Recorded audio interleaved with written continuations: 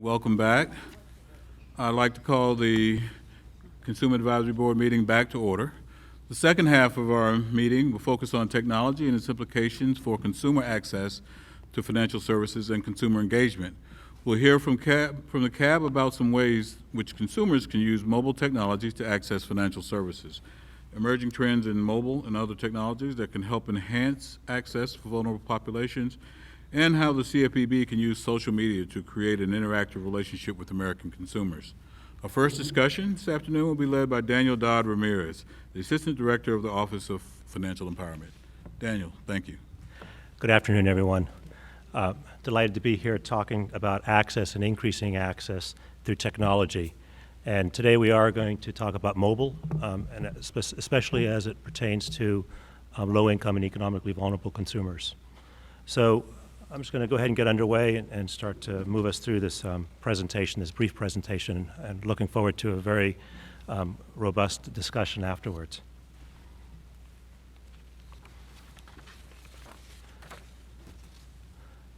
First thing here that we wanted to emphasize is, of course, the Consumer Finance Protections Bureau's commitment and charge. And you can see that with our Director, Richard Cordray's remark at the field hearing that we had in New Orleans, where we announced the release of a request for information on understanding more about how mobile is being used for underserved consumers. And I'm just going to take a moment and read it. We want to know more about how emerging technologies are affecting the opportunities and challenges that consumers are facing, and how the use of mobile payment products can be used to improve the financial lives of underserved consumers. Ensuring access to financial products and services is a key focus for us at the Consumer Finance Protection Bureau. And you can see on the bottom the charge mentioned in the Dodd-Frank legislation, which is providing information, guidance, and technical assistance regarding the offering and provision of consumer financial products or services to traditionally underserved consumers and communities. So when we're talking about mobile, I think we can all agree that there are a lot of different areas. This is an emerging area for the whole country and really for the world. When we're thinking about this, we're looking at a lot of different access points. We're thinking about the potential of linking to bank accounts. We're thinking about prepaid versus mobile and loading these cards. We're thinking about opportunities through linking to PayPal, third-party providers like PayPal. We're looking at person-to-person payments. There's some exciting examples of that are happening right now, really around the country and around the world. We're looking at physical, point of sale and what's happening there. We've heard a lot about how McDonald's and other retailers around the country have been moving in that area and actually already in that area. We're also very interested in how people are managing their finances through mobile and what the opportunity is there. And we know that there's a lot of examples of that with the private sector and with entrepreneurs. And then there's new areas that are more developed internationally that we're starting to see here at home as well, where people are charging purchases, and through to phone bills and digital wallets. And so these are all areas that we're thinking about when we're looking at mobile. I'd like to turn it over to my colleague, Mary Griffin, who has been leading this work for the Office of Financial Empowerment at the Consumer Finance Protection Bureau, to continue the presentation, and then we're going to have a discussion afterwards. Great, thank you, Daniel.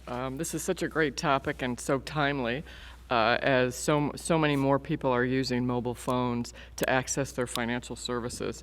So when we're talking about, as Daniel just went over, when we're talking about mobile financial services, we're talking about a versatile ecosystem, a versatile universe. We do have the mobile banking, and one of the things that's become very popular, but there may be issues with it, is remote deposit capture, where people can actually remotely deposit their checks. For the low-income space, this can be very helpful in terms of transportation and time costs. mobile personal financial management to help people with managing very few finances. The more easily they can manage them, we're finding more and more, the more easily they can maybe advance in terms of their financial situation. And of course, mobile payments, various different kinds of mobile payments, including what a lot of people see at points of sale, like at Starbucks or other places that have things like Level Up, where you can actually pay through your phone onto a mechanism, both remotely or at a physical point of sale. And then there are interesting examples of using mobile technology to enhance access that might not specifically relate to mobile phones, but is using this technology to help. There's been some interesting examples of taking mobile to the economically vulnerable community through financial institution staff going out into the communities and using tablets and other things to bring people into the financial services system without them physically having to get there. So in rural areas and other areas where transportation's an issue, it really does provide some great examples of the potential of technology for this space. Bringing people who use cash. There's a high percentage of a significant percentage of low-income people with lower incomes who use cash primarily for their transactions, and yet, as we all know, it's very difficult to pay a lot of bills through cash. So this enables people to get onto sort of the digital highway without necessarily showing a digital footprint or having to have all the investment. There's some interesting examples like where you can pay. You can make a transaction online, but you don't actually pay, and it doesn't go through until you go to various stores and pay the cash there, and then they recognize that you've done that and make it clear that the payment's been made. So it's time savings for people, and at the same time they don't have to have that investment in the technology themselves. And addressing special population needs, we've heard a lot from people with disabilities that while mobile increases time and convenience for some, for people with disabilities, it can be life-changing. And one example is a currency identifier where visually impaired people can take a bill and scan their mobile phone on it, and the mobile phone will tell them what size bill it is. I mean, when you think about that, it's amazing what that can do for people in terms of theft and loss. So in terms of talking about potential for the underserved, there's a variety of different things we're talking about, and one of the things that a number of financial institutions have said is that we would serve this market even more if we could bring about more efficiency and scale into the market, so we can ensure that there's profit for us as well as better services for the consumers. There's some estimates that mobile, while branch transactions cost $4.25, mobile costs only 10 cents. That's an incredible difference, and one that I think we should explore more about the different costs.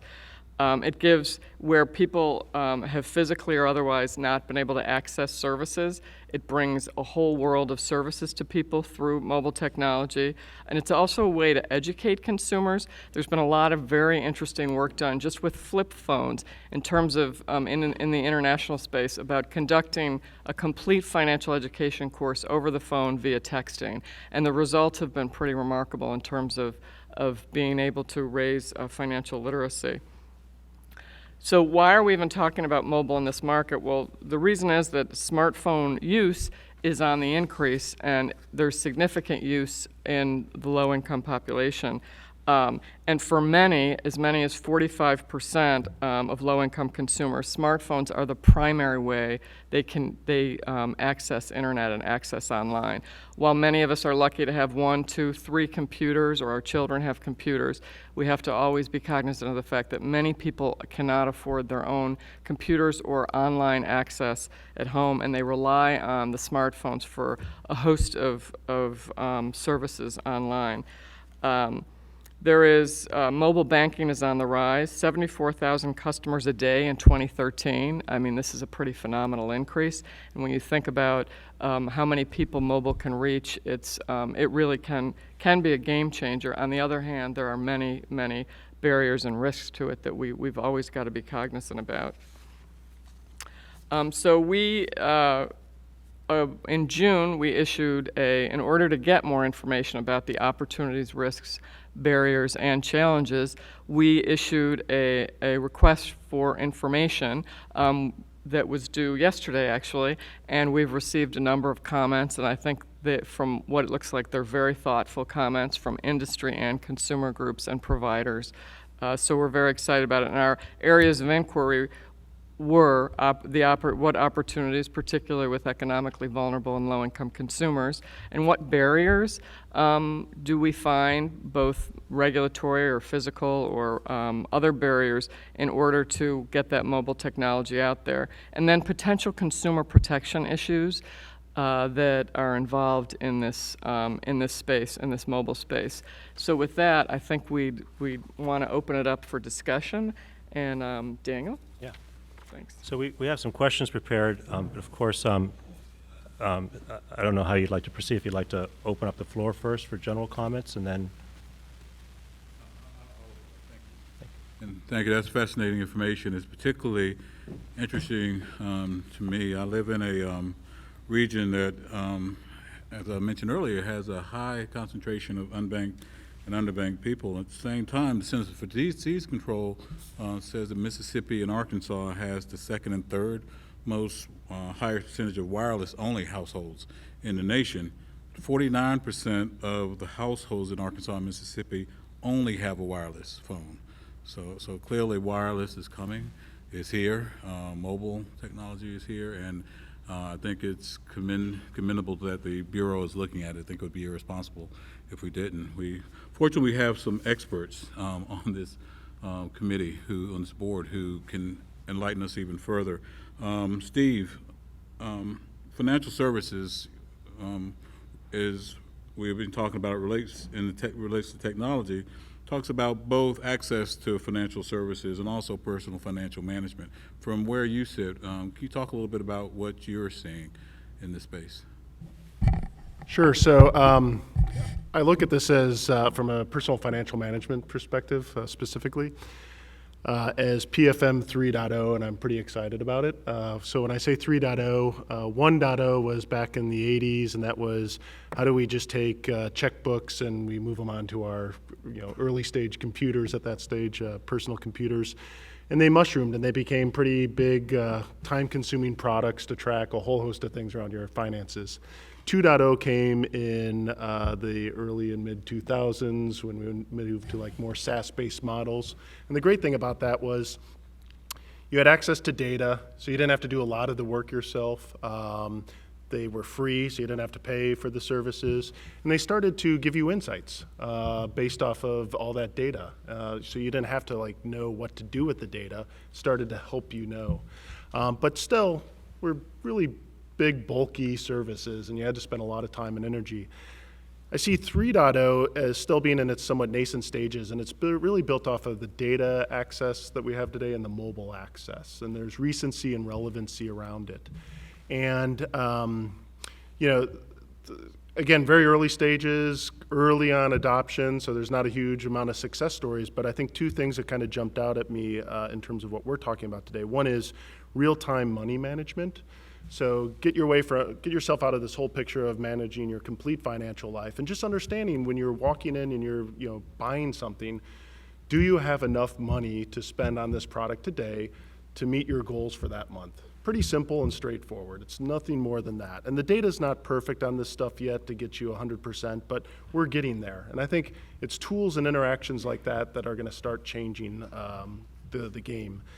The other thing is around access and education on credit scores. I mentioned earlier in another forum that, 2 years ago you had to, you could get your credit score for free, once a year from the different bureaus, or you had to go pay for it. And now you not only have access to credit scores, but also credit reports.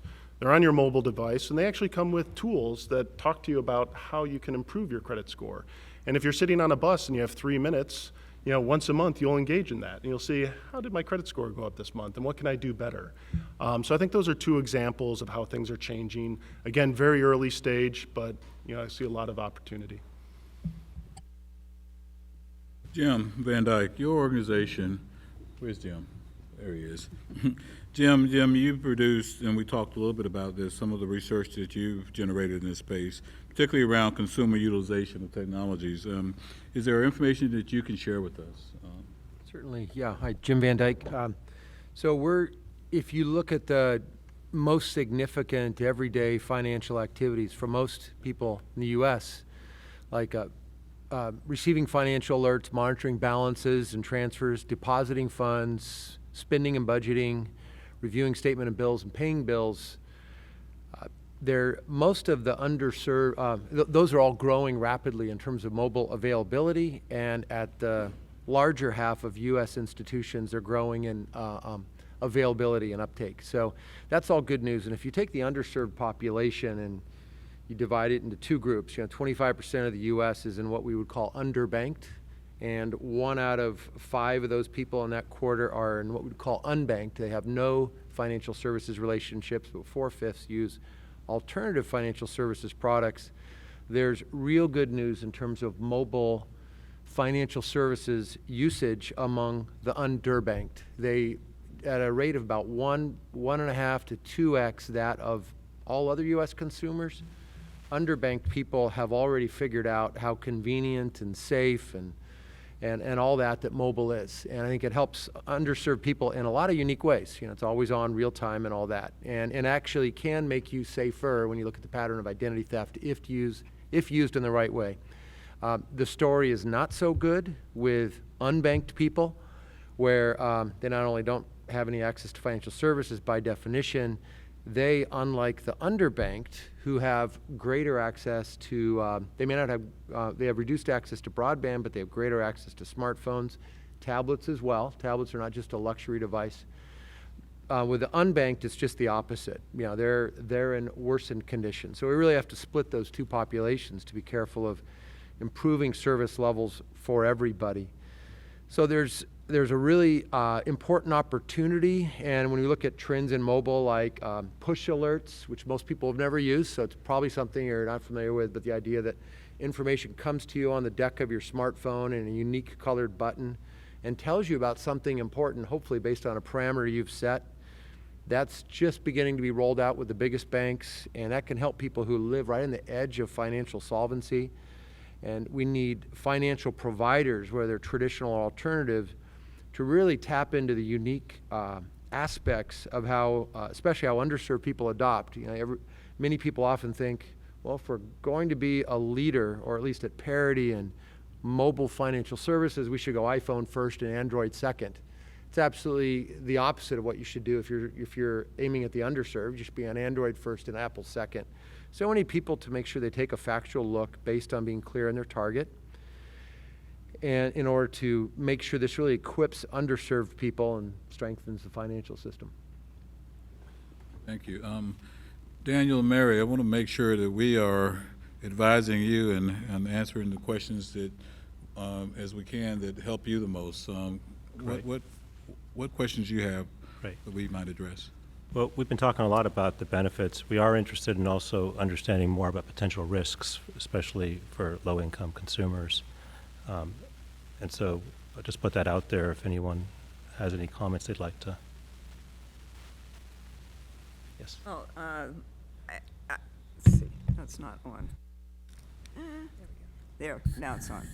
I mean, one of my concerns is that consumers need equivalent consumer protections in the smartphone market. They can be not exactly the same. In fact, I think some of us were talking it'd be great to have different types of disclosures, since people don't tend to read the current disclosures, but effective disclosures, like you might get infographs or logos, things like this that would sort of warn you about something. I think there are different ways to go, but I think they need equivalent protections and sort of some equivalent services. For instance, my iPhone doesn't store everything on it. Most people's don't.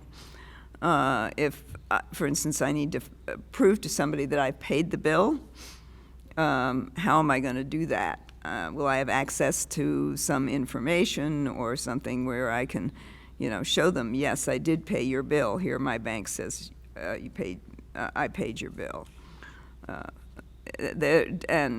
Some kind of a record along that, as well as the whole other panoply of consumer protections. So I don't want to see that people are less protected than other channels, although I would understand that they could be differently protected, and in some ways maybe better protected. For instance, the real time, you go in, you're about to use the ATM, and suddenly this big red stop sign comes up before you get a $35 overdraft fee.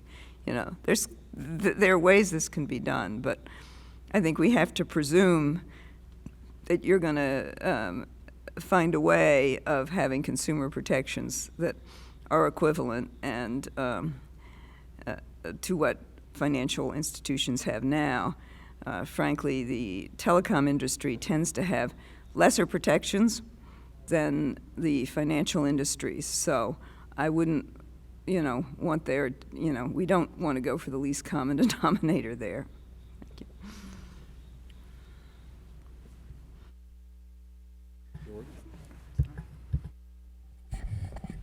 I think there's a lot of potential for mobile to help the unbanked and underserved, but there are also some significant risks, including the idea that mobile banking could work for everyone.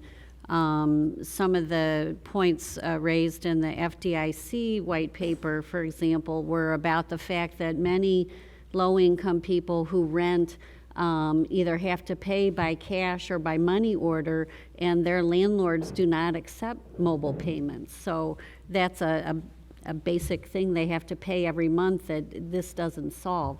There are also a lot of people, immigrants, communities of color, who are not fluent in English, and if English is likely to be the primary language through which you communicate on mobile, that's another big group of people who could be left out if we don't address those issues.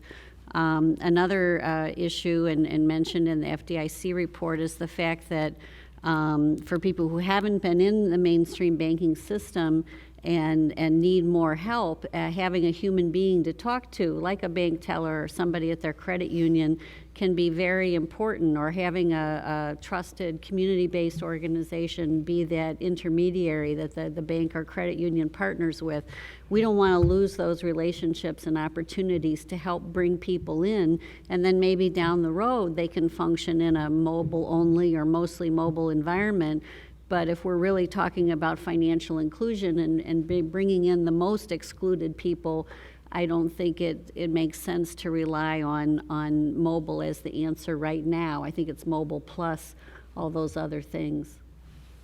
I think that's an important point. I think I want to come back to to risk, because as we've talked a little bit over the past, yesterday in our committee meetings, I think there are some important points that need to be made around that. But I'd like to finish this conversation about opportunities. Get a sense from other CAB members if there are comments you'd like to make about emerging trends that are making financial services more available using mobile and other technology.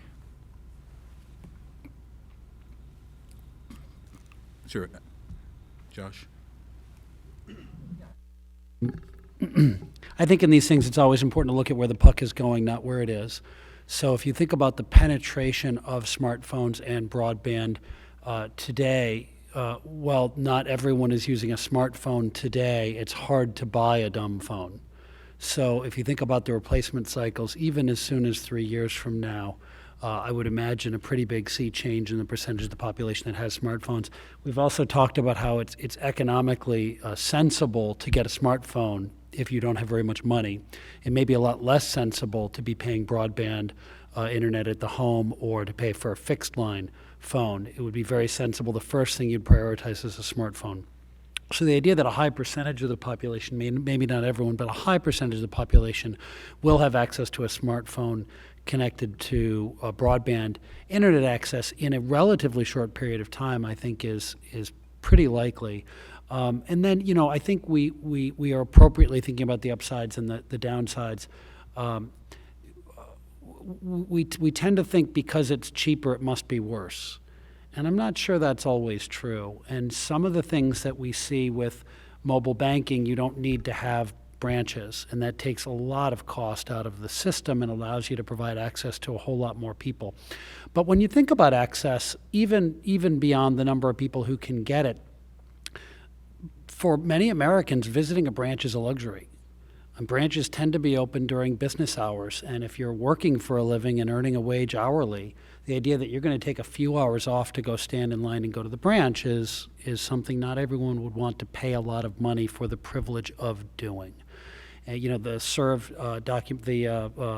Spent documentary talked about, I like that quote of, it's very expensive, it's a part-time job to go pay your bills. So the idea that 24/7 you can log in and get your banking needs done either through the phone or by phone, for many people works. At American Express, we don't have branches. We provide telephone service and online banking for our customers, and yet we receive some of the highest customer satisfaction scores in the industry. So the idea that the only way to serve someone well is in a branch, I guess I would challenge. And I'm not saying there aren't people who prefer branches or there aren't instances where branches are being preferred, but there's times where a lot of the service can be better. And even things like personal financial management and the idea that face-to-face counseling is a good idea, which often it is, the opportunity to be sitting in someone's pocket. Many people think of budgeting and financial management as taking their medicine. It's something that they know they should do, but they really don't want to, and it's very hard to get them to engage. If in the course of swiping your card somewhere, you can be reminded, hey, you've now spent this much on restaurants. Do you want to be spending any more than that this month? Should we set a budget around that this month? And how do we notify you? And have that in your pocket all the time becomes a much lower hurdle for people to step their way into these products. So I'm pretty optimistic that not only can this be cheaper, but in many ways it can actually be better. Thank you. Joanne?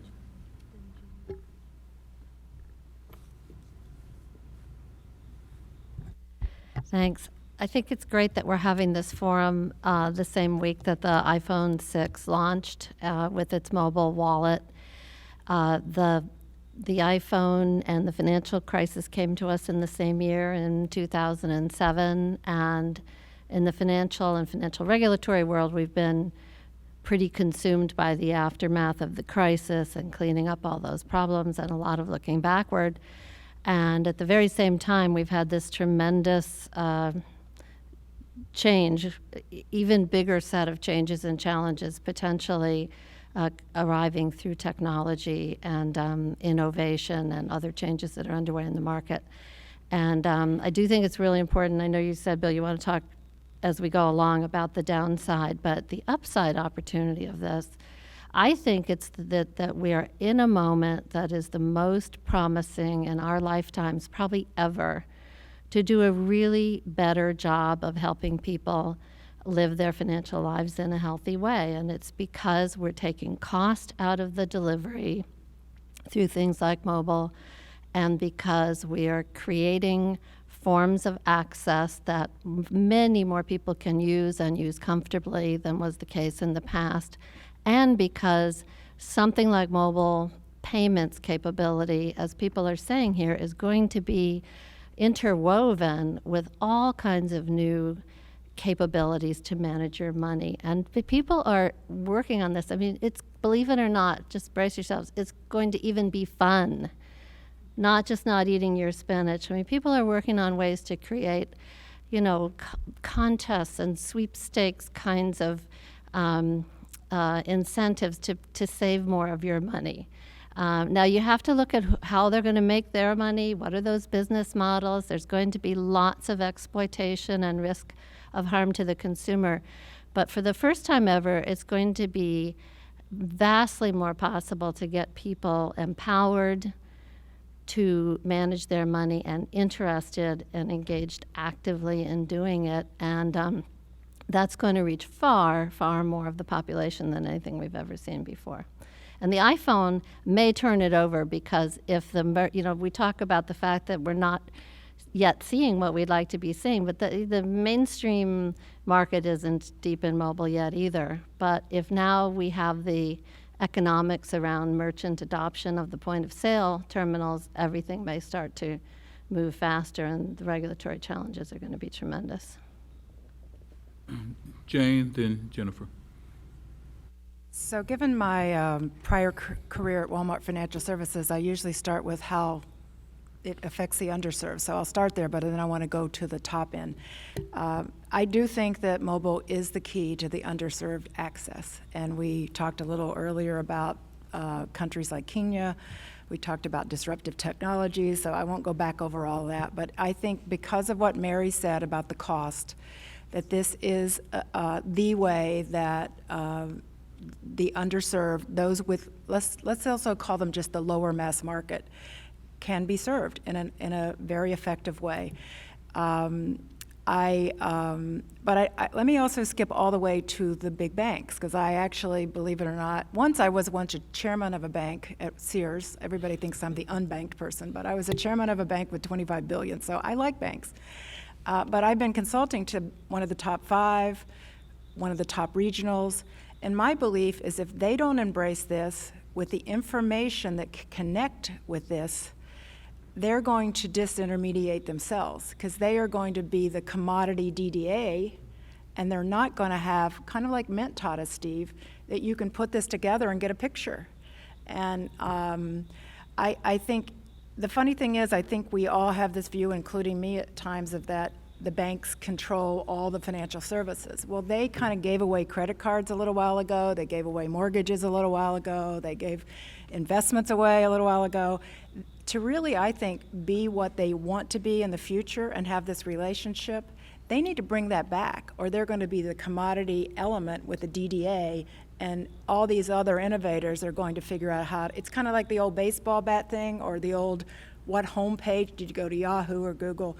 The guy at the top of the bat, back to the old game some of us used to play, or if you're on, who gets to go first, is going to be the one who can pull it together. So you've heard me in our committees talk about the underserved and how it's key. I think if all the institutions who want to have the relationship and always talked about it as let's cross-sell, I think the information that can come from the mobile and how it can connect is the key to where their banks are going to be the commodity provider, kind of the back end. I've got these things that are commodities, because let's face it, a DDA account's kind of a commodity. How do they put it together so they can get back in the heart of that relationship? So I encourage both people trying to help the underserved, but plus people trying to be this bigger institution that can do a lot of things for your financial picture in a very efficient, low-cost way, that it's the future for both. And I think it's going to be interesting to see who races there first. Some of the entrepreneurs who are doing solo accounts, like Move In, or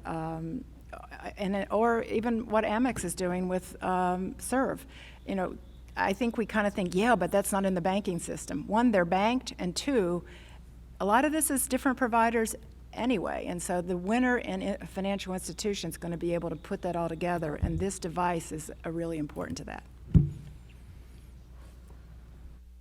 The conversation around disclosures and using push and text reminds me a lot of some things that are going on in the health industry. In particular, there's an example of a program called Text for Baby that's been directed at low-income mothers who are pregnant, and sending messages on when they should be seeing the doctor and sort of what they should be expecting each week. And it's a program that's actually shown a lot of success. It's very unique and different in using mobile technology. If I remember correctly, it's a public-private partnership as well.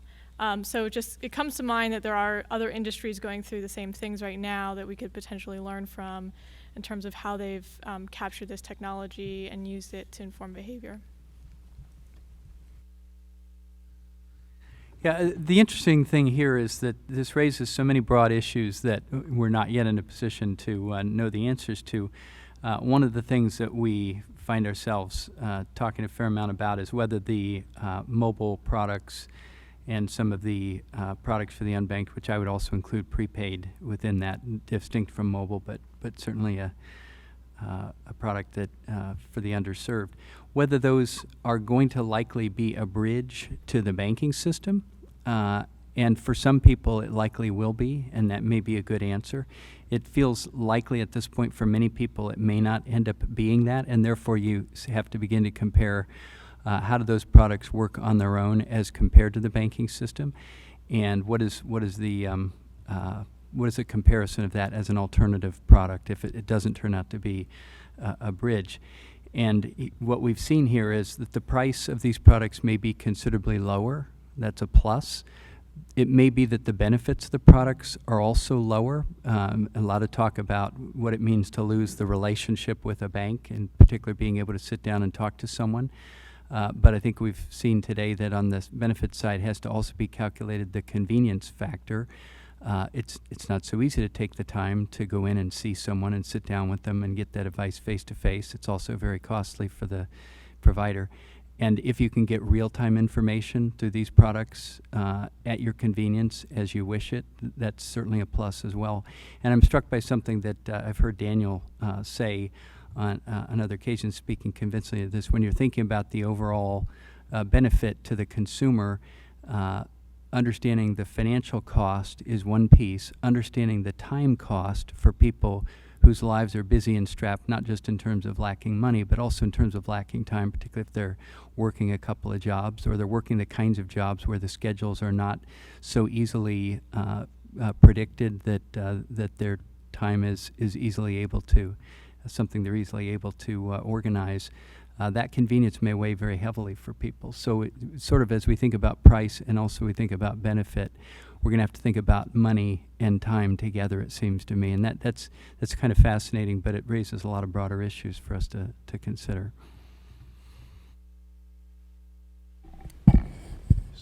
So one of the things we haven't, when I think about a successful app, there's really three things that kind of drive the success. One is discoverability, meaning like, can you find the app and even know it exists, right? One is around engagement or high value proposition, obviously, right? And then the third is around ease of use. You know, the funny thing is I have a high degree of confidence that the value proposition and the ease of use will be there. I think the bigger question for me when we're talking specifically about the unbanked and the underbanked is the discoverability piece. People are going to come up with some really fantastic offerings for them, but how do people actually find them and get used to them? Because in today's market, how it works is you come up with an app and you put it in the App Store. If Apple tends to feature it, fantastic for that 1 week, and hopefully you get a lot of word of mouth out of that, and that drives further downloads. But if they don't feature it, good luck, because there are a significant amount of apps that are out there. And so one of the things we should be thinking about is who is going to drive this discoverability. You know, the banks today are in the best position to do that. And if you think about the apps that are actually gaining traction and being used in financial services, they're the ones that I think more traditional banks, you know, services, remote deposit check capture is part of that, right? Who's going to drive it for the unbanked and the underbanked? And maybe it's Apple or, you know, Google, and Apple, you know, forces it on every phone like they do with YouTube. You know, that's one way this is going to happen. Maybe it's, I don't know, you know, maybe it's Walmart somehow through a relationship that they have that they can actually force this to happen. I think to me, that's one of the unanswered questions.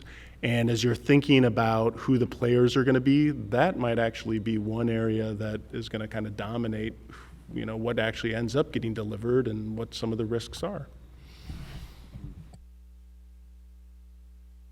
You know, in that time-money equation, I think about different value for different needs for different kinds of products. So when I think, wow, okay, I can find out what my account balance is right now, real time, awesome. That seems reasonable, in fact, better than reasonable. That's fabulous.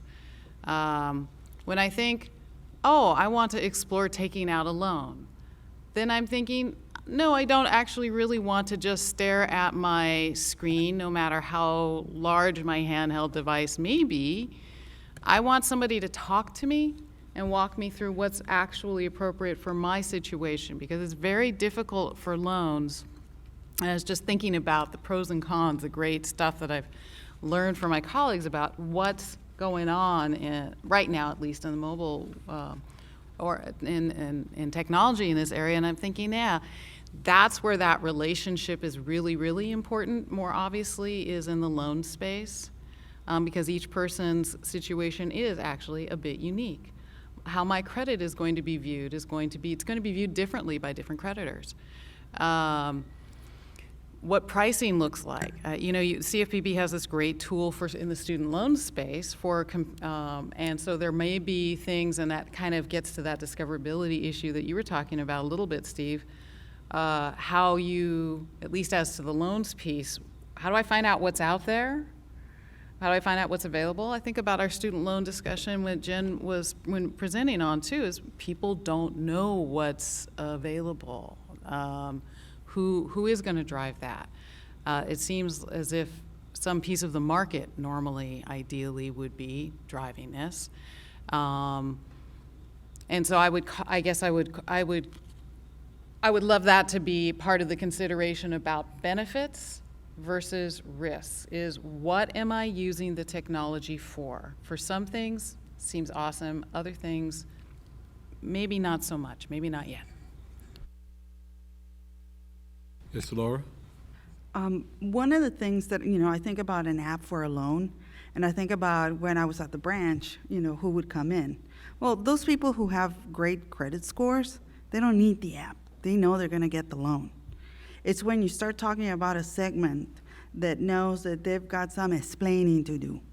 And they're going to go in and they're going to explain their credit. They're going to look at their credit score, and then there'll be things that come up, and they know they have to explain things. An app is not going to help with that. It's just not going to do that. Apps are really great for, I see it as great for those who have not big problems, but for those who have more difficult, challenging financial histories, an app is just not going to do it. I don't care who's delivering it, Apple, I don't care who it is. It's just not going to work. And you're going to need to talk to somebody. There's other technology that might help. I always think, in my perfect world, I'd be talking to my banker via Skype. I'd be at home, I'd get on Skype, and and these are extended hours, and I am Skyping in to him or her, and we're having a great conversation. And that's where alternative, I think everybody wants to solve everything with an app. There's other venues that can do the trick that still have that person-to-person connection. And I'd much rather get on Skype, maybe put a little lipstick before I get on Skype, but go ahead and get on Skype and explain what I need, and can you help me, and how difficult is it going to be?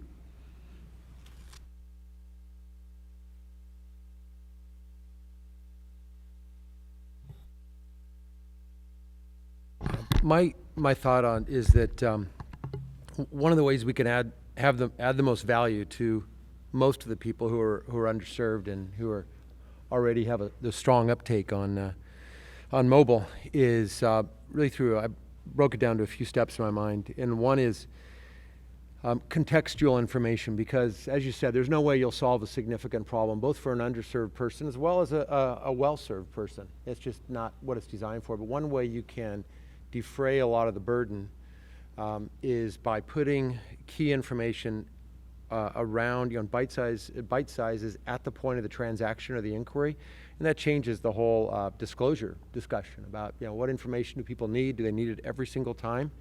And perhaps that does belong in the app, but that's different. You're not solving a major problem at that point. But contextual serving of information, and in the mobile world, you have 4 different realms as well. So some planning is critical. You got web, you've got push, you got text, and you got browser. And another area is that I think has particular value for individuals that aren't in very strong financial condition is gamification.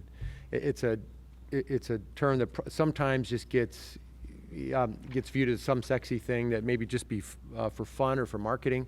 But the idea that it's really the idea that we literally make a intimidating, seemingly complex financial task simple, and yes, make it somewhat fun by letting people feel a sense of instant gratification when they're making a smart choice. And that takes tremendous planning. It's so hard to do, but it can be done. And the mobile form factor is ideal. The third piece of that is to really think about the mobile device, especially smartphone, could be a tablet, even a dumb phone or a flip feature phone. Think about it as more than the next channel, because it's the only channel that can serve as the equivalent of what your remote control device is for your television, your DVR, your audio system at home.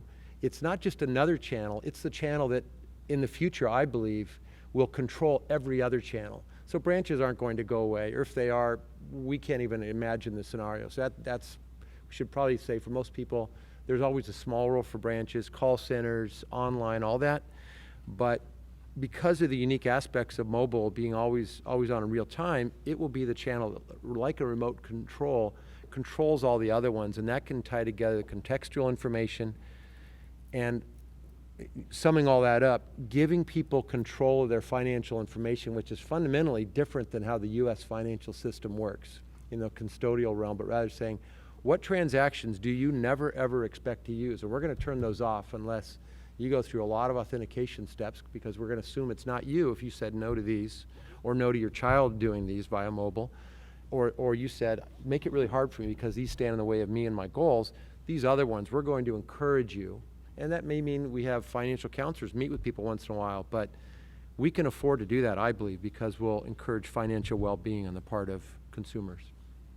I was going to say, first, Laura, you always look good. I don't think you need lipstick usually, but with respect to the Latino community, I think that I have two thoughts. One, I think most people don't recognize what early adopters they generally are to new technologies, specifically mobile technology.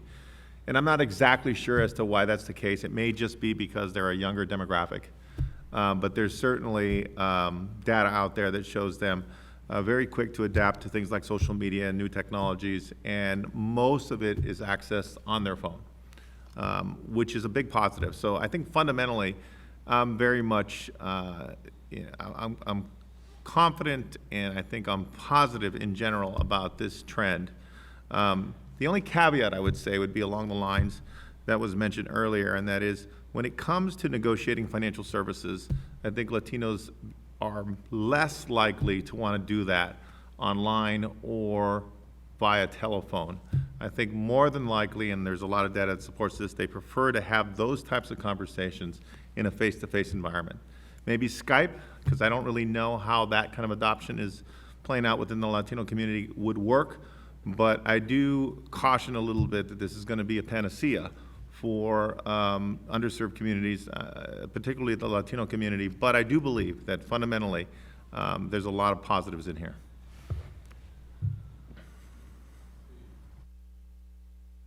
Well, Ellen's been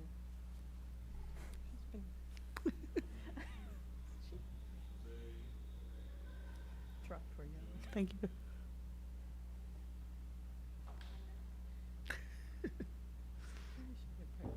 I wanted to pick up on what Jane Thompson said before she left and what Director Cordray was saying, to focus in on this issue of what will be the role of banks going forward. And I shared with you, some of you earlier, that I've written something suggesting that we're moving into an era of massive disruption of the industry model in financial services, which has been pretty bank-centric for a long time. Our regulatory structure is very bank-centric. We've got 5 direct supervisory agencies for depository institutions, and I figure we've got at least 20 other federal agencies, not even counting state agencies, dealing with financial services issues. And I think, as Jane said, that some of these changes are really going to challenge the banks to remain the center of the relationship, even if the checking account is going to be a commodity, as Jane said, if it's just going to be something around which you're building your financial life, then your relationship with your bank is not going to be the same thing going forward, and then all these other players are going to come into the mix. And one of the issues this is going to raise is what you guys, Dory and Laura, are saying about building trust. You know, who is the consumer going to trust in this process? We haven't really been able to trust the industry, if you look at what happened in the financial meltdown, nor has the government protected people either. So people are going to have to figure out what are the relationships that we trust in and how can we protect ourselves and make good choices. And then I think it's also going to put tremendous stress on our regulatory structure, which is, again, very, very bank-centric.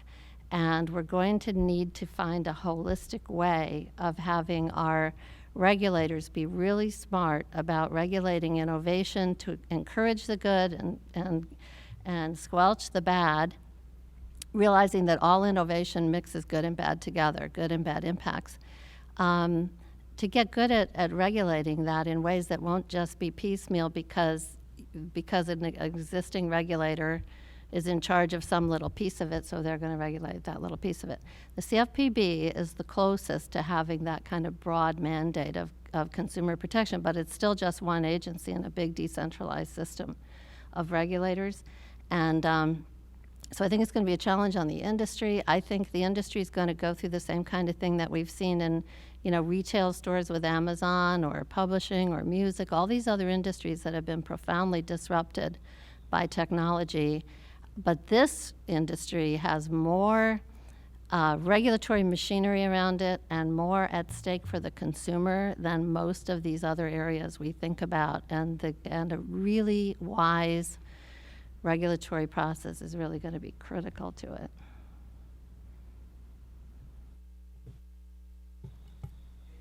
Yeah, I think one of the reasons, one of the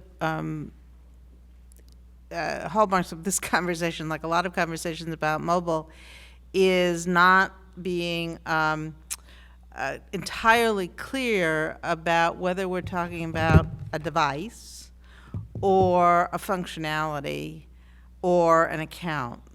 So the device has certain immutable characteristics, the always with you, the always on, the push capability, but that doesn't necessarily have anything to do with the kind of underlying either account or relationship that is reflected on the device. And I think it's important to raise that, because if all you're talking about is, okay, we got a bank account and now we can access it on mobile, that is very, very different than an M-Pesa, where the phone is the financial entity. And so this goes into Joanne's point. If it turns out that one of the results of mobile becoming more ubiquitous is that the phone companies become financial entities, who's regulating?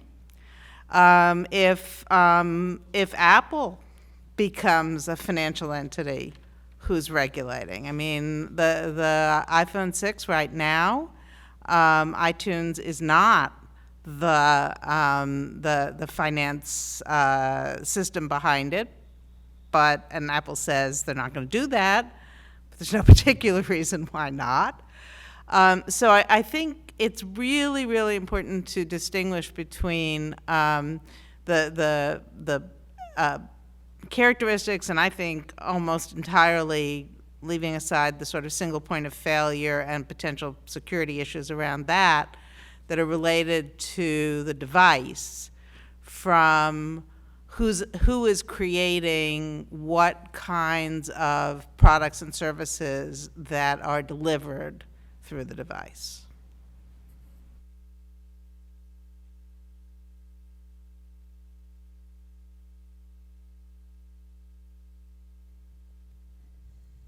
I think the possibilities and just the whole mobile banking is wonderful, and I'm looking forward to how it's going to grow. But I can't help to think about the security around all of that. I mean, the magnetic tape credit card has been around for a long time, and look at the damage that it's now we're seeing as a result of somebody learned how to break into it and breach so many accounts. What is the mobile banking? What could happen? I mean, what are some of the things that perhaps we need to be more proactive in thinking? What features need to be built in now to prevent 10 years, 5 years, 20, 30 years into the future from all this information and access being scammed, breached in?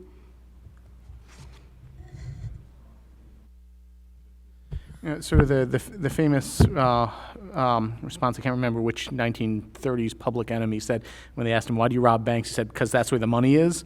That's not the security problem is not just a mobile problem. It's a problem that the entire banking industry is facing. That maybe Josh can probably say more on this, but pretty much every large bank now regularly is facing a range of cyber attacks, and it's not just for fun. It's because there's some value, that there's money there. Mobile has its own set of security challenges, but it's not that mobile raises security issues where there aren't any. It's that we're no longer living in a world where security is limited just to, where you're worried just about a bank robber with a gun. Instead, it's a hacker now, and whether it's mobile or a traditional account, everything's gone digital, and it's all vulnerable. Therefore.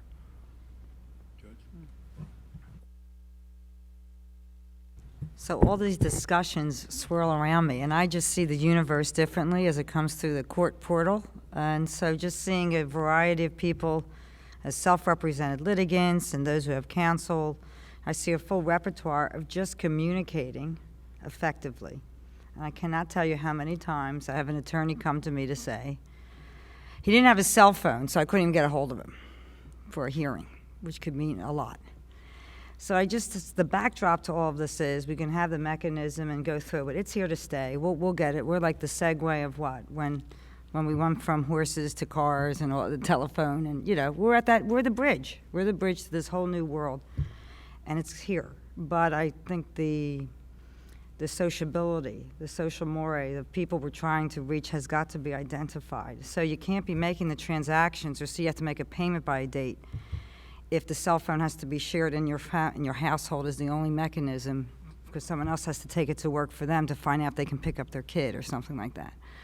So I guess that practical aspect of it, the assumption is that having it all available, I think to Ellen's point, just to have all that, the functionality, et cetera, concerns me if the dependency is on that to say, perchance, make a timely payment so you're not going to be subject to yet another penalty because you didn't have your mobile phone to do it, or there's some breakdown, or you don't understand it.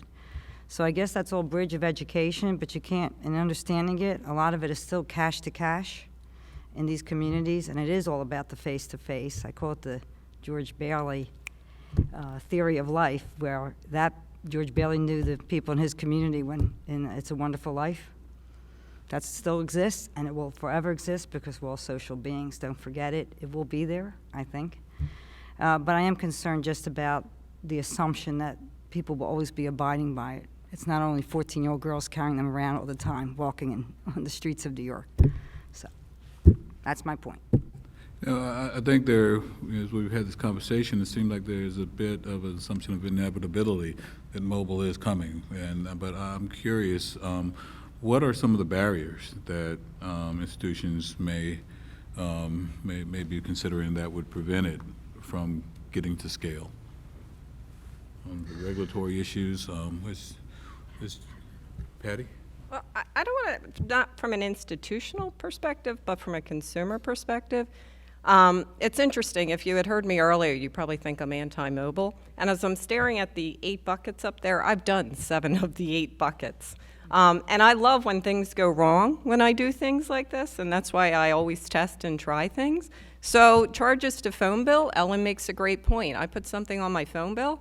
it was really hard to dispute it when I wasn't happy. And who did I go to? And I kept thinking to myself, if I just put it on my credit card, I wouldn't have this problem, right? Be a lot easier to dispute. I sent money, a P2P payment, to a friend. She wasn't a millennial. She didn't want to accept it. So the money was out of my account, right? In the meantime, I had to send her a check. Now, fortunately, I had the money to be able to do that. But the money gets taken out right away, kind of showing unavailable. You have some issues. Prepaid. I use prepaid. I send money. I sent a check once. Guess what? It took quite a while to get that money onto my account. So I'm not saying all of these things aren't great, and I try them, and I like it, and I even make my kids do it so I can test things to see what happens. I mean, there's some great mobile devices out there that on my one daughter's card, I find out where she's shopping, what she spent, and how much money she has left on her card. I think that's she may not, but I think that it's coming. I agree. I think that all of these are tools, but there are problems with every one of them. And if you test them, you'll encounter those problems. And I think that, to me, is what is going to be the slow adoption. The fact that I have to wait, and it wasn't, I take it back, it wasn't a check, I ACH'd money over. It still took 7 days to get my money. And I use different cards to test how long it takes based on different cards, because I just think it's fun to see.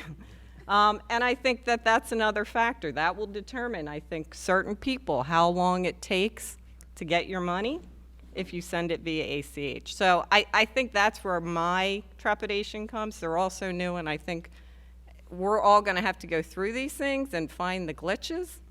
And all those glitches will deter people from wanting to use them.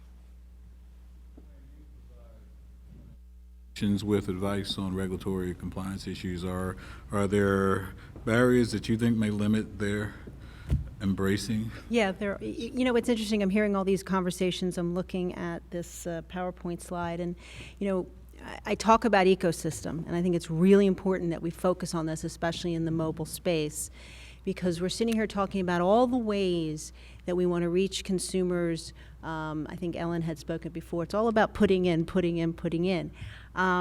But when we need to get out, and there is, when it comes to repayment, when it comes to, you know, there are issues after maybe you do have an account, or there's a default, or there's some repayment that needs to happen, there are extreme barriers to contacting consumers on mobile phone. You have the TCPA, which does not permit you to contact consumers unless you have prior written consent. There's all kinds of issues right now with the FCC. What does that mean? How do you do that? That's been in a huge state of flux. The way the FDCPA reads now, I think you can interpret communicating with a consumer on a cell phone or by text could be deemed harassment. So we're very unclear. Again, we need to look at this as an ecosystem. If we want to reach out to consumers to use these products, we also have to be able to communicate with consumers on that same cell phone in the event there are repayment issues. So you know, something to think about as we start to go through. This is going to be a very long and difficult process, but just something to throw into the mix. One of the things that a number of points in this discussion have pointed to is the fact that we do not have in the United States a real-time payment system, that there are, you know, fairly significant delays built in, and in other parts of the world, they do have real-time payment systems virtually. There's recently been a bit of a scramble to recognize that we're behind, that it's a competitive disadvantage, and that it disserves various pieces of the whole picture here, including consumers, I believe. So I do think it's quite important for the United States to move forward to a real-time payment system. There's some pressures, competitive pressures on that point coming from things like potential virtual currencies and the like. The faster we get there, the better it will be for consumers, in my view, because it will drain out a lot of potential and actual confusion that we experience right now, especially with the millennials who are more and more viewing their financial matters online and assuming that what they see there is real time when in fact it's not.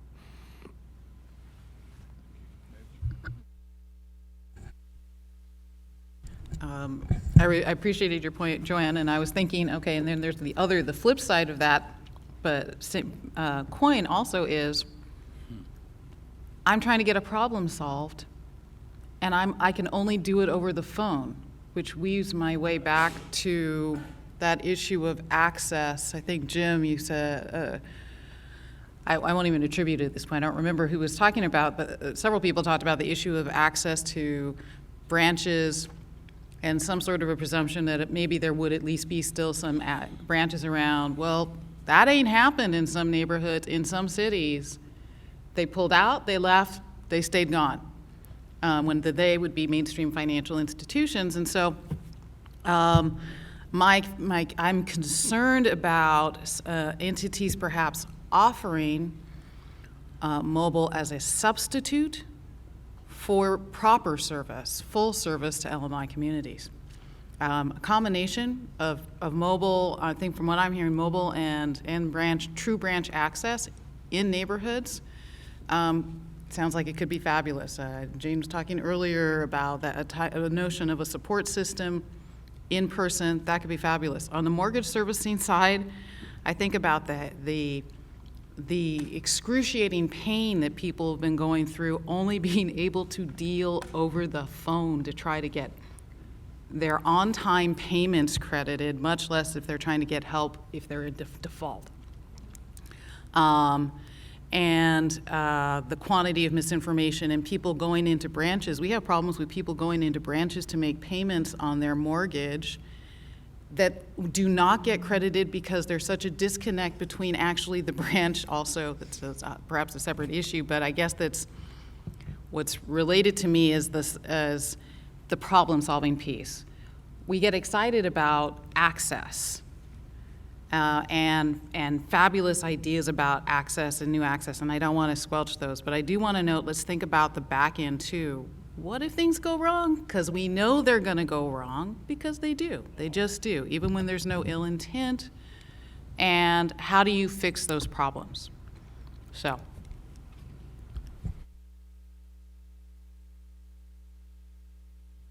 All right, Maeva, sorry. Maeva, you and I are going to have a back and forth on this. But one of the things, I think we had talked about this before, what is a branch? Is the branch the standalone on the corner? I know in my neighborhood, branches are in supermarkets. Soon they'll be in Starbucks because or they'll be at, I think that everything's changing.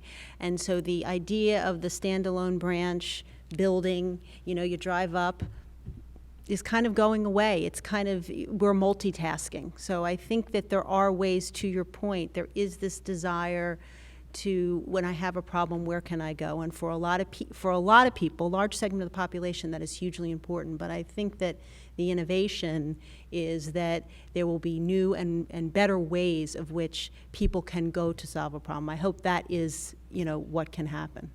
So. To a close. Okay, so I do think that's true, but my experience at my agency has been dealing, as Maeve said, with people who got difficult or bad mortgages. And lots of those people got them electronically in one form or another. But we have a system that still is dependent upon proof being paper documents. I'm reminded of how often it takes 30 or 60 days to get the client to get all of their documents to me. And then my staff spends hours faxing it into a black hole, only to be lost by one of the large lenders for another 90 to 120 days. And when you call, and I have people who do this every day of the week, 8 hours a day, the person on the other end says, we don't have it, you have to start all over. And so we're still reliant upon hard copy proof, especially for the larger transactions like mortgages, loans, those type of things. And so as we think about this ecosystem, I think we have to think about what becomes real. Elizabeth talked about how do we store it, how do I access it when it's stored, how do I retrieve it when I need it if the bank is keeping it for me. Thank you. I'll just close by saying, as a small, slightly schizophrenic financial institution, my organization has, over the past couple of years, opened thousands of mobile accounts among low-income, again, disproportionately unbanked and underbanked populations, because it allows us to go into communities that it just is not practical for us to invest in the bricks and mortar and the personnel. Those folks lack access to affordable, responsible financial services, and we are supplementing that with personal financial management, helping them to learn how to think about managing their limited resources more effectively. And we couldn't do it without mobile. And so it's a important part of our ability to compete and to sustain our operations in as effective way as possible. And I think we are a laboratory, hopefully, that others can learn from, but I think it's also very critical that this bureau, this agency, takes a close look at this as it evolves, to make sure that people aren't abused, because there certainly are a lot of opportunities for abuse. And so thank you, Daniel, for teeing this up. Hope this was helpful. We're going to shift to another aspect of technology. As we all know, an important part of the Bureau's work is engaging with consumers.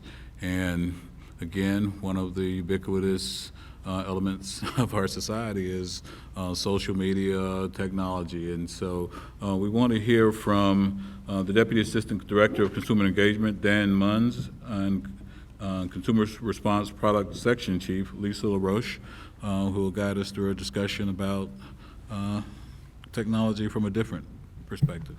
Great, thanks so much, I appreciate that. Really appreciate the opportunity to respond to this group's request to engage more deeply in kind of the technology side of this, and to talk about a discussion that I think dovetails in many ways very nicely with the discussion that you just heard. Also really pleased to be presenting with Lisa. I help lead the Office of Consumer Engagement at the Bureau, and between consumer engagement and consumer response, if a consumer is interacting with the Bureau, there's a decent chance that one of our two organizations has something to do with it. And so this is a topic that's very near and dear to our hearts. Just to start off with a little bit of a refresher about our office, the Office of Consumer Engagement within the Bureau focuses on using digital tools to connect the public with the work of the Bureau and to enable them to live better financial lives. And so tactically, this means tools like paying for college, which someone referred to earlier, and work that's in progress to also provide decision aids in the mortgage space. It talks about building awareness of our information, providing it primarily, here's an example, via search, where we've had a decent amount of success using search to make sure that helpful information is meeting consumers at moments and at points where it's most helpful. Through things like Everyone Has a Story, which is a program that we launched recently to better tell consumer stories through video and visual media, as well as sharing through social media. So using social media channels to share our information and our tools with consumers.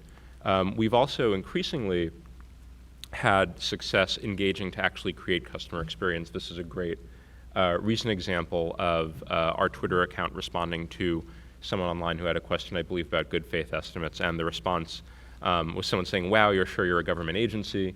You have someone else have someone else saying, "That's some pretty good digital listening you're doing," and I think this screenshot reflects, in a way, is a good segue to kind of the discussion, part of the discussion we want to put on the table here today, which is what are some of the emerging opportunities that we see in general and for the Bureau in this space. And really, I have three goals. One is to talk to you a little bit about kind of what we've been doing and where we think we're going next as a Bureau in this space, to point to and put on the table some kind of broader trends that we think bear attention. And third is really to listen and to get this group's perspective on where we think risks and opportunities are for the Bureau itself and in the broader world of the intersection between social media and consumers' ability to live their financial lives. So in terms of what's next, I think for the Bureau, there are just a few kind of next horizon broadly things that we're focused on. One is continuing to build sustained awareness of the CFPB's products and services for consumers. We are, as I said, effective increasingly at delivering our information through search means when people are looking for it. Another important means for us is creating awareness of the fact among consumers that the Bureau is an entity they can turn to for tools, information, when they're trying to navigate financial markets and live their financial lives helpfully. Another one is bringing our information and complaint handling functions together for a more seamless and effective customer experience. So thinking about how those are presented to consumers and how those can be increasingly effectively presented to consumers. And building our capacity to engage more and more strategically on social media, and increasingly taking advantage of the power that we think we can get, not just from broadcasting our information, but where there are opportunities, increasingly to responsibly actually engage and get the advantages we think there are from that. To contextualize that with some broad trends, I wanted to just point to kind of a few things that we've taken note of as being illustrative of the broader context here. One is just recently, somewhat recently, there was social media guidance put out under the FIC that was directed at institutions that talked about kind of how to think about effectively using social media, how to think about effectively engaging customers, potential customers, things like that on social media, which I think really illustrates the idea that this is potentially kind of a growth space and increasingly an area that institutions are thinking about. There's also, just to talk about some data, there's data to support the idea that increasingly consumer expectations are kind of moving in this way as well. That graph is probably a little small from here, but basically what it illustrates is that consumers increasingly are using social media as a channel to interact with their bank. The 2013 number was NA. The 2014 number is about 10%. The implication being that that'll increase over time. And if you look at where institutions are thinking about investing in social, information gathering and servicing lead the list, followed by social and collaboration, transacting, and finally account information. So this is just kind of a picture of where we see consumer expectations regarding their ability to actually live their financial lives, inclusive of social media, headed, and where we see kind of institutions responding. And then I just wanted to include, of course, with the disclaimer that these are just a few illustrative examples, some illustrative examples of what institutions have done. So Bank of America has set up a social media hub. USAA Help has a Twitter account where they respond to consumers in, if not necessarily real time, at least at the pace of Twitter, to talk about messages they've received. Capital One has Ask Capital One Twitter account. So we are seeing that trend more and more emerge. And so what I wanted to kind of put on the table for this group today are what I think of as three intersecting trends. One is, as a bureau, our increasing focus on kind of scaling up the power and the reach of our offerings for consumers through digital and through social, working to build kind of awareness of the products and services that we offer consumers. Consumers' expectations actually shifting increasingly towards social as part of the mix of ways they conduct their financial lives. And we see institutions actually adopting social media best practices, both from sort of thinking through the guidance perspective as well as thinking through kind of what customer service offerings are. And so kind of at the intersection of those trends, which we think are really important, is today's discussion. And there are kind of three broad questions that I'd love to just use to frame the discussion. One is just this question of how the Bureau can use digital means to become a resource for consumers. What are the biggest opportunities that this group sees for us to scale up? What are potentially the biggest risks that we see in doing that? And what are the right places to focus in doing that? How should changing consumer expectations with respect to consumer finance and social impact our own digital strategies? So to the extent that consumers more and more are starting to think about social as part of the way that they live their lives online, how should our consumer engagement and digital strategy respond to that? And then kind of looking at what can we learn, what should we be learning, and what is it appropriate for us to learn from emerging institutional practices in digital and social media, because as we've seen, increasingly there are those examples out there. And so that's just kind of a quick overview of where we are and kind of where we see the broader context going. And With that, I'd love to open it up to discussion and begin.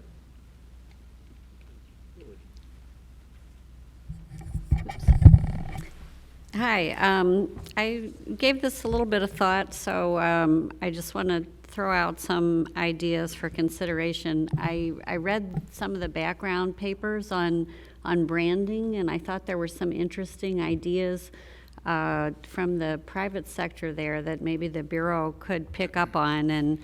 And my idea is like a consumer club that anybody who ever comes in contact with the Bureau has an opportunity to sign up for. And then there's a whole bunch of different levels or opportunities they can sign up for, which could be anything from a newsletter that's based at the average consumer, not at the policy wonks, the opportunity to get an annual reminder on your birthday or every 4 months to check your credit reports and update them and correct them, links to the complaint portal so that when they do have issues, they have quick access to that. Things like the Twitter-based real-time response. I was in a phone conference with Scott Pluta and other folks from the Bureau the other day, and understand that with the hundreds of thousands of complaints you get, you can't individually respond to each one, and that's not the purpose of the Consumer Response Unit, but that on those cases where you see a clear violation that needs to be followed up on, and you have the capacity to follow up on it, maybe using social media as one of those avenues makes sense.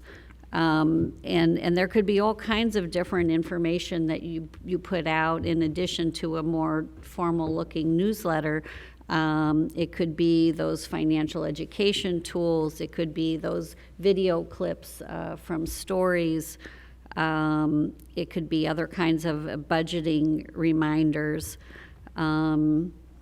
And it could also be some standardized things that they could access at the right moment in time. Like they've decided they're going to go apply for a bank account. You have a little email text version of here's the main factors you need to consider, or they're going for the student loan or whatever. I think there's a lot of categories where you could have helpful hints or questions. So that's my consumer club idea.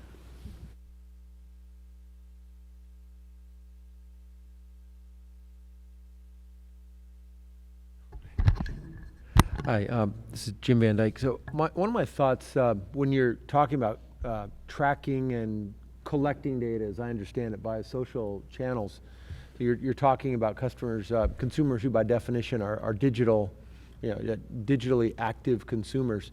I think one of the opportunities there is to collect data with both such a quantity and quality that you can start to build confidence that what you're seeing at one institution is nationally representative of differences at that one institution versus another.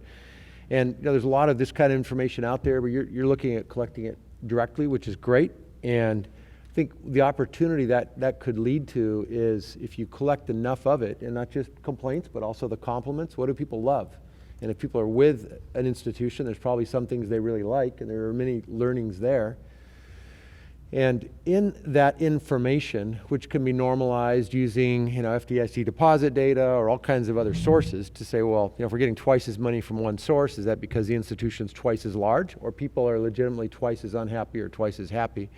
But going through that just standard data cleansing process could put you in great position, CFPB in great position internally, number one, and then possibly externally as an organization that provisions this out to the public where it's ready to be consumed by the person that reads it. It can make some really strong interpretations, as technology changes relationships so rapidly, to say, when people use this product or when they have this kind of pricing system, or they use this channel, if they're in this demographic or psychographic group, whatever, banking is working better for them. And when it happens this other way, it's not working so well. So what a fantastic opportunity to drive both policy as well as empower the everyday consumer with what you're learning as well. There's one more over here as well. So I really appreciate the idea that you're focusing on social media. I think a couple of things, a couple of fundamentals that perhaps you've already thought of are to what extent are you going to identify yourself as a government agency versus a non-government agency, and to what extent do you have freedom to do that? For some audiences, the idea that you are a government agency and you're sharing the message will really resonate. For other audiences, traditionally those people who don't use social services or don't use government support services, not so sure how the government identity will play out. So I think you have to figure out how you're going to couch that identity. And at a very fundamental level, decide who your audience is. You can do social media that's targeted at the direct consumer. You can also do social media that's targeted more at a grass top audience. So who are the networks and intermediaries and agencies that are already providing service in this space throughout the country? And how can you align your social media strategy around them as well? And stories help. Anybody who's raising money, stories help. You got to have consumer stories. Just the policy work that you're doing and the enforcement work that you're doing, I don't think is going to be enough. You need actual consumer stories, especially if you're going to appeal to the direct consumer audience.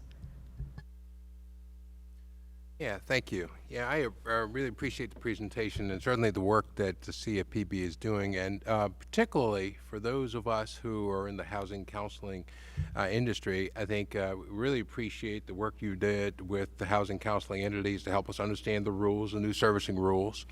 But I think there are greater opportunities going forward. I think that certainly the housing and financial counseling industry will benefit from the work that you're doing, the research that you're doing, and more effective techniques for engaging consumers. But also, as you raise your profile, I think that many consumers will take comfort in the fact that they know that we have a close alignment. I mean, my organization alone deals with hundreds of thousands of consumers who are in varying degrees of distress every year. So to the extent that we have a firmer, more appropriate alignment around how we're providing financial education and coaching and support, and knowing that we have a relationship, I think would be very beneficial both for the consumer, for the enterprises that are operating in the space, as well as for the agency.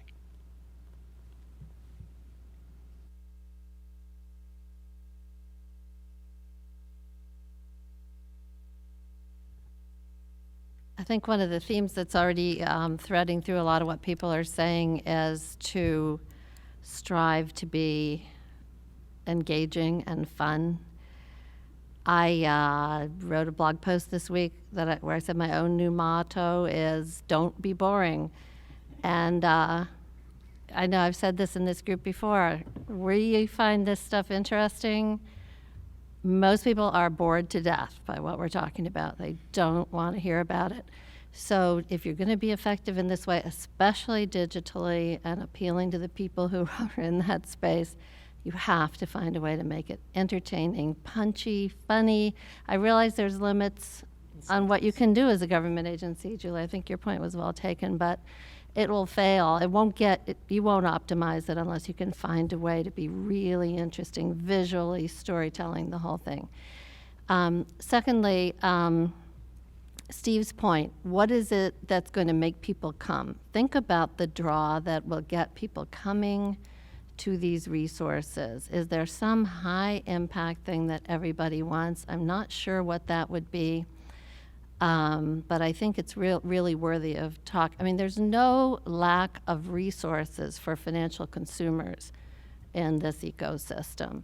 The thing that's lacking is that the people who need it don't know how to come and get it, or aren't motivated to come get it, or don't know it's there. So thinking about what would draw people. And thirdly, on that last point, Ellen and Jane and I are all on the board of CFSI, Center for Financial Services Innovation, and they've been trying to pioneer, among others, the notion of comparing financial well-being to physical health, to work through the metaphors, which have come up quite a few times in the discussions here.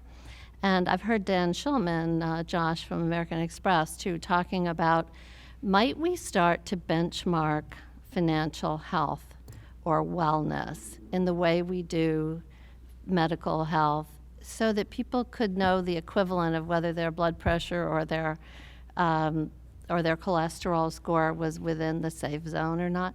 Maybe the CFPB could begin to offer something like that that could be popularized. Back to who do you trust? You know, people might trust the CFPB to create something like that that would be, that you could just come on and do a little checkup or something and know whether you're in a good place or a bad place, and then begin to say, if you're in a bad place, you know, here are the things you might want to think about moving toward, here's some resources.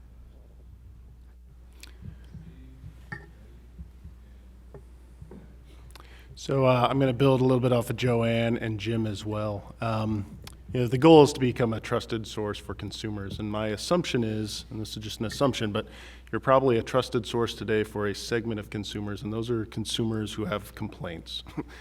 And they find you because of that. Now, unfortunately, that's a fairly large segment of the population, but there's a much larger segment out there that you want to get in front of ahead of time. And it comes back to the discoverability issue. I mean, you can build all the best data, most engaging, fun things, but nobody's going to come and try and find it, right? So there is a way, though, to go out and take all that data and the information that you guys have, because you do have a really unique set of data. And I think the mortgage tool, actually, that you guys have put together is fantastic. It's really cool. There's already a number of companies out there who have the engagement in positive ways, whether it's a financial services institution today, whether it's Mint or Credit Sesame or sites like that, where you could take that and make it a widget, and you could just put it in there. And I say just put it in there. You got to work with them to do that. You know, brand it the CFPB. You know, so it's clear where it's coming from, powered by CFPB. And that way you're starting to get in front of an audience in a trusted manner. And you're using this data that truly is unique. And there's a lot of value to that data. I do know that a lot of people, and I'm sure you guys see this, you know, much more than I do, who would love to have access to it. So. I was just going to suggest, kind of along the lines, only in a little different realm, is the student lending space. We have a partnership with Pennsylvania Treasury, and we're doing a webinar on 529 plans, or with their 529 plan participants. And I think if you explore the different state treasury departments and form partnerships with the college tools that you have, you've developed great tools. People are always, they're looking to get information out to their 529 plan holders. I'm sure there's a lot of states that would welcome it. And in addition, think about the Vanguards. Think big, because again, they're looking for tools. We were talking to some people there recently, and one of the things they said is they're consistently, you know, they get that question, and I'm sure they want to refer it to a trusted resource. Part of their concern is just, you know, who to refer people to. So. Thank you. Yeah, I just want to piggyback on some of the things that have already been said, but you know, when you look at your website, it's extremely usable, as the director said. It's very easy to navigate, and particularly for a government website, I commend you for doing that. It looks much more like a business would set it up. The mobile site, not so much, but I'm sure that with responsive design, that can be easily fixed. But as Steve was saying, that doesn't drive traffic, right? Usability is the thing that might retain people, but it's not going to get people there. And content is extremely important. And when I look at your website, I'd say the content is not necessarily just boring, it's negative, right? Except for, I would say, in the financial empowerment and education stuff, which is very positive. Most of it's like, well, we find a bunch of people, a bunch of institutions, and if you got a complaint, come over here. And I think there's an opportunity to really turn that on its head and say, we want to be the, you know, we want to hear all of your experiences, your positives and your negatives. I mean, and as Patty was saying, really strive to be great. I mean, you could be the trusted, the TripAdvisor or the Angie's List of all the financial services industry, and say this has become the first place people go for information, not the place they go, as Steve said, when they had a problem or they were disgruntled, really, but the first place they go and say, this is the place to start when I'm looking for financial information. Bill? Don and Jim. Interesting to think about how a digital media strategy could dovetail even with a mass media strategy, particularly around cable TV, because one of the things I think that's kind of different about this space now is that cable TV actually tends to actually follow social media and actually use social media as a way to drive content. And it seems as if there are a few federal agencies that have enough credibility and name ID. I'm thinking about USDA for nutrition, CDC for public health, that really have kind of established themselves as really kind of trusted public resources, particularly with the mass media, but also gets social media traffic as well. So just something to think about. Yeah, I think that it needs to be attractive and bring people in and stuff, but I hope anyway that there's a CFPB continues to be distinguishable from Angie's List or any other for-profit company. I mean, because we all know Angie's List has been sued, right, for some deceptive practices and stuff like that. And so we need to bring them in and get them attractive, but we don't, you know, I've got 19 nieces and nephews, and I've got 4 of them who are between the ages of 18 and 26. They have no idea what the CFPB is or what it does, right? And as soon as I start to tell them, they zone out. So, you know, that's a tough nut to crack, and we have to do it, but don't want to do it in a way that mimics what industry does, because then they're going to dismiss us as the same as industry. Can I just say, the advantage that the Bureau has over industry is the same advantage they have on their complaint site, right? They can check every single complaint and do against the provider to make sure it's a valid, true complaint. And that's what industry doesn't do, and that's why those ratings can be misleading. But the Bureau can actually screen for those and make sure it's not. Betsy, okay. To that Certainly. point. I know the Bureau is thinking about, and this is a controversial topic, but opening up every individual complaint to the public. One of the areas these sites tend to lose credibility is when they become a venting ground for one-sided, unsubstantiated. And, you know, we talked about a complaints policy in a prior CAB, and what we showed was that in a reasonable number of cases, complaints are legitimate and solved. And in what you also saw is quite a high percentage of cases, the complaint was not actually substantive when you understood the other side of the story. So I'm pretty concerned actually about the CFPB putting its imprimatur on everyone with a gripe who suddenly wants to air that with no ability. The financial institutions are not going to have the ability to respond in candor with another side of the story. So I'm not sure over the long term that's going to help your brand. And I think you're going to find it difficult to roll back. Should you try it and then decide not to do it, you're going to draw an awful lot of attention that may be difficult to roll back from. Suddenly you're going to be editorializing which ones are in and out, and that's really not a place you want to be. Well, I mean, I agree. A government agency can't pick and choose the way Angie's List can, or even rate people. They can publish complaint data, and I think we could probably all come to some kind of idea as to, you know, what kind of complaint data is good to put on there and what may not be. I support some of the narrative stories, but I also would having run a complaint system, a government complaint system myself, I would not want to make my agency a place for people to vent. I mean, we're not Yelp, and but stories are important, and it may be that we need to sort of amalgamate stories, or, you know, use it for educational purposes. And some of the stories probably should be good stories as well as, you know, complaint stories, because they are out there. I think it's important that we get people out there, but I think we are looking more about being a sort of, you know, maybe sexier, more exciting WebMD or Mayo Clinic site for information, and that in the desire to get people there, which I'm totally with, we've got to be careful not to cheapen ourselves, but to keep ourselves as a really reliable source of information. Patty and Bill. Okay, so we were trying to figure out how to do this at my agency, but since I haven't yet, I'm going to give it to you. On the caveat, and you'll hear, much like the Ice Bucket Challenge, have a savings challenge. So we're going to have Director Cordray challenge, get on and say, I challenge President Obama, I'm saving $500 for this, and pass it on, and let it go viral, and if you don't save, you have to give money to a financial education nonprofit. And then clarify, right? Right, and clarify. I mean, there has to be a way to get savings, just like the Ice Bucket Challenge, more exciting. And All right, for the record, Ice Bucket Challenge. Bill. Noted.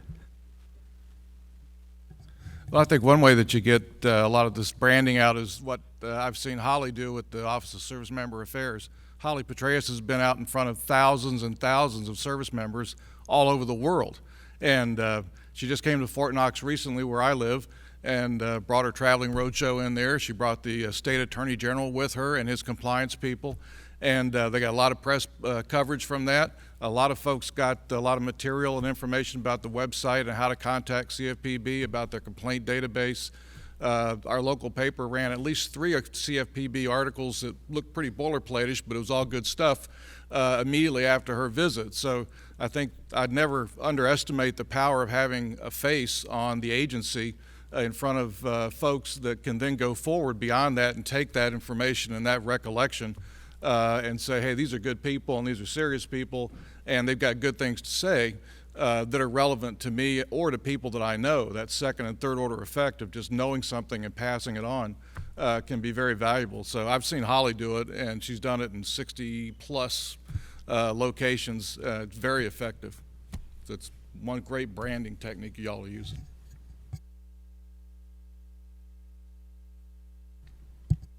Yeah, just one point I want, real quickly, first of all, just to go back to the idea about benchmarking financial health. I just wanted to say there is some work along those lines going on in the Bureau, and it would be great to connect offline about that.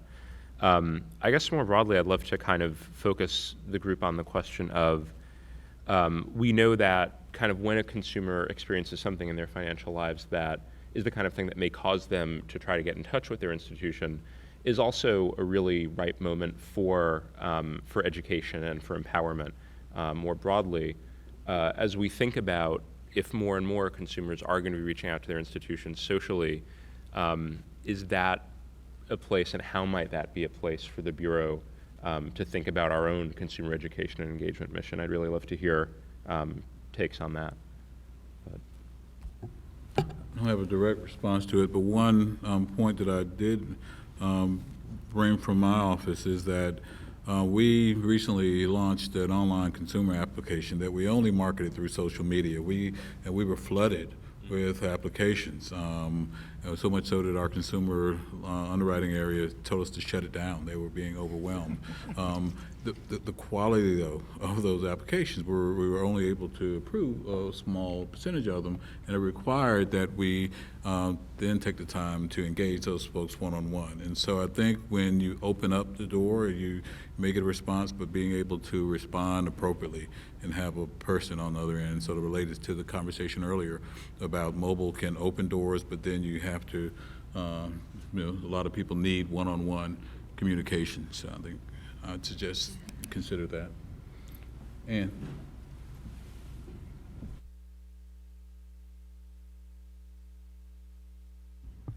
Well, I may not be fully aware of the functionality of your Ask CFPB site or the other resources, but one idea that comes to mind, we're used to immediate gratification. We want to have immediate responses to our questions. And I think about on the IKEA website, they have this like Helga or something with her little telephone in her mouth, and you type in your question about what you want to know, and then there's this real-time response. Like, would there be a way to have some kind of, so instead of searching the Ask CFPB question, say, you know, I'm blah, blah, blah, blah, blah, these are my concerns, and then maybe if there's an answer that's there, that can pop up and then say, hey, read these on our financial empowerment site to help you plan for the future. So you can be immediately targeting people to documents that are responding to their specific need. Like, I don't know if you already do that to some degree, or if there's a way to make that more customizable to people's specific needs without having to have someone there responding directly to them, just pulling on the resources that you have that tie to their question. I think you already do some of this, but I wonder about things like an innovation contest and hackathons and things like that to engage people. I mean, what if you had a contest and said that the innovation that the contest is about is how to get the CFPB digital strategy to be interesting to people or something like that, and get college students and whoever to come up with some ideas and give them something fun as a prize.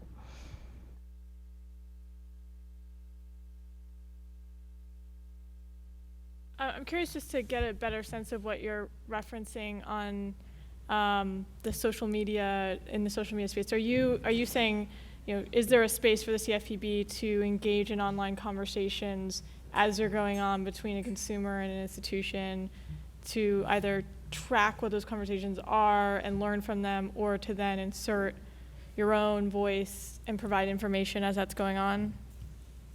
Yeah, I mean, I think that's the area of sort of the question I'd like to put on the table. I think sort of broadly the way to think about it is sort of the most basic use of this, right, is just to broadcast kind of our information out and, try to do that kind of to appropriate audiences, appropriate times of the year, but basically just to broadcast.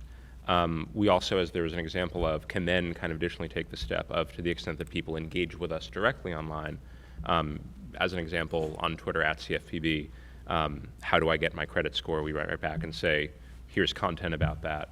I think the question I want to point to is, those are both cases. One is just broadcast. The other is one where you're talking to someone who already is aware of us. They're mentioning us. There's then kind of a obviously much broader pool of people who are not yet aware of us, but are having conversations online, whether they're interactions with their institution or just conversations generally, where we know that we have tools and information that could support them in healthy financial decision making.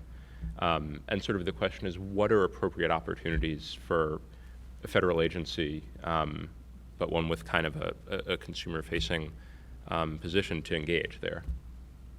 Yeah, one interesting place to look might be what healthcare exchanges did last year when they were launching. There was a lot of exchanges that were very active online as consumers were figuring out a very new space in responding in real time, and they were sort of figuring out how that space worked, and I think provided a service to a lot of people using social. So, I think he's next. Yeah. Oh, just in terms of the timing issue, I'm not sure. I mean, it seems like tax time is an ideal time for the CFPB to kind of have a very kind of tailored approach on the social media platforms with regard not just to saving, but also just kind of thinking about planning for the future and other types of decisions that are key at tax time. Want to go next?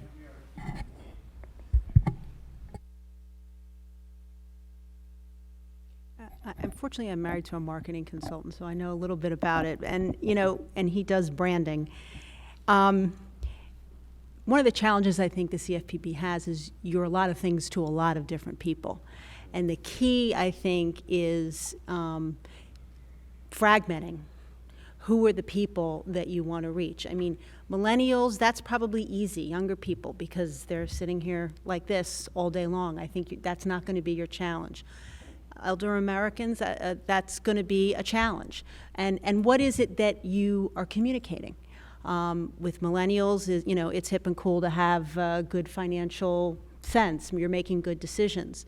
For maybe either elderly people, there may be problems. For underserved or low-income people, there may be other challenges. So I think you really have to fragment a little bit and not figure out what's the overarching brand. I think you might have 5 or 6 different brands, and each of those particular groups, you're going to have to target. The message may be different. The avenue of how to get that message may be different. So it's something to think about, because you're unique. You're not McDonald's. You're not Starbucks. You're doing a lot of different things. So I would just approach it maybe from that perspective. So I was going to start it pretty tactical, and then I'm going to take it up a level. I would actually, as you started talking, I said, hey, this is about what is the brand identity. And I would say, given the resources and everything else, it might be I agree with you 100% around there's different contingencies or stakeholder groups that you're going after, but trying to manage 5 brands and doing that successfully is very difficult, and just takes up a lot of resources. But I do think you have to start with kind of what do we want to be, and then who are those groups that we want to go after. There is a very tactical way to do this if you have the resources, because you do have the tools. You're already answering things today. You're asking about financial services institutions and as people engage. And going off of what Jennifer said was, while you see this in healthcare, people engaging, there's so many forums online where there's positive discussions around financial services and negative discussions. And, from a marketing perspective, those are great forums to go into and actively troll and be pitching your products and services. And there's no reason why that's any different for you guys. And it's not a significant amount of labor and effort to go do that. But if somebody starts a string around a concern they have, or they're looking for information around a financial services product, you could easily go in and say, hey, the CFPB has some great information, just click here. If you're not doing that already today, that might be, once you figure out who you want to be targeting, might be a great way to quickly get in market. All great ideas, and just a thought, I always just saw it as a 2-tiered, because we're still very young on the market in a way. So just who are we? And even that mission statement can be contoured, but that's step 1, let alone describing step 2 would be the services, and then who your targeted markets are. Who are we? So I guess the thought would be to reach out in all the various media formats to trusted partners, like Patty was saying with the Department of Education in Pennsylvania, that they would have as a tag, CFPB. What are they? A blurb, and then to say, if you have questions about how you engage with your student loan, good tool there, bam, done. But it's more so, I still think preliminarily we need to describe who we are. That is the first tier. I mean, that's the education point number 1, and then 2. And I always likened us to the EPA, right? We're at this forefront in a very interesting time to come into being with all the innovation, things that issues no other agency has started at the beginning to deal with. But EPA had that one mission, right? And they had Earth Day as that identifying moment. And I don't know if we have that moment, but I know there's a lot of brilliance around this table and back at the headquarters, and I bet they're going to come up with something that could be that rallying point. But we're still, in my opinion, still at a baseline. I often ask if people know about what this Bureau is. And when you hear about 1 or 2 various programs, oh yeah, that's the so your work is good, it's getting out there, but I still think we're having an identity issue. My communications director has been beating into my head that, no matter how much I think people are or should be aware of Hope Credit Union, most don't. But that she said the real value in the is in getting other people to talk about you. And so I think related to the point that Joanne and Steve made is, who is it that's out in the where are the people who we're trying to reach communicating? Where are they getting their information? And so, the reposts and shares are where you get the most credibility, is what she's been telling me. And so I think, I don't, where are, a large percentage of underserved people have, we talked about this earlier, have mobile. They are on Facebook. Gosh, I was in a meeting the other day, and I have to go find this and confirm this data. It said 70% of Facebook users are African American. I don't know if that's right, but this was over in the senator's office. But it's so it was pretty amazing. But it certainly is a high percentage. And so if where are vulnerable people? Vulnerable populations, other populations we're trying to serve, getting their information, and how do we get in those conversations? We contracted with an agency a few several months ago called Leadify. They consider themselves a find engine. They try to raise us up as in the conversations that people are having relative to financial inclusion or social justice or access to capital, and they put us in those places and try to boost our presence on those sites. So again, going to where those conversations are being had by the people that we're trying to reach, I think is something we should look closely at. Bill? Well, one area, just thinking about branding the organization, if you've ever noticed the Wounded Warrior Project commercials on TV, it's kind of hard to miss them. They have a celebrity spokesman, they tell a compelling story, and we mentioned the value of stories, and they make their point. Something to think about is, and with the audience you want would be a factor of what programs you advertised against before and after, those kinds of things. But it's quite compelling, and I know that CFPB's got a lot of compelling stories about people you've helped in a lot of different ways. Some of them just near tragedy type stories that I think that's really what gets people to identify with the agency is identifying with people like themselves and how you've interacted with them and made a difference with them. So just an idea, if you've ever seen any of those, you don't whatever your attitude is, you don't come away without knowing something more than when that commercial started about who they are.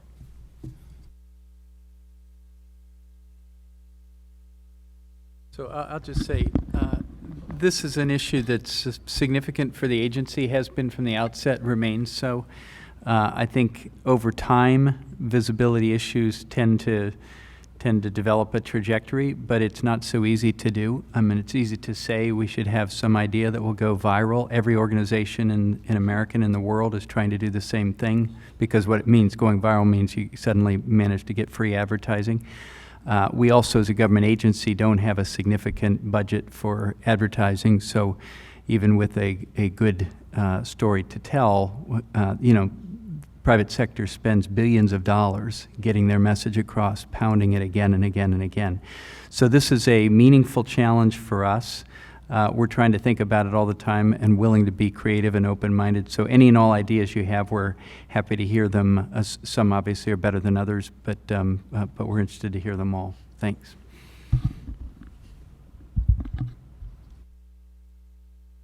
Well, thank you, Dan.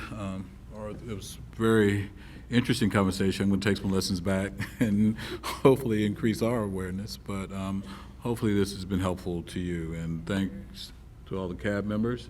That will, I think, wrap up our last presentation of the day, and I'll turn it over to Zixta. Thank you, Bill. And thank you to the Consumer Advisory Board for a really terrific, robust conversation. As a reminder, a video of this meeting will be posted on consumerfinance.gov. Thank you all for taking the time to join the CFPB and its Consumer Advisory Board. That concludes the public meeting. Have a great afternoon.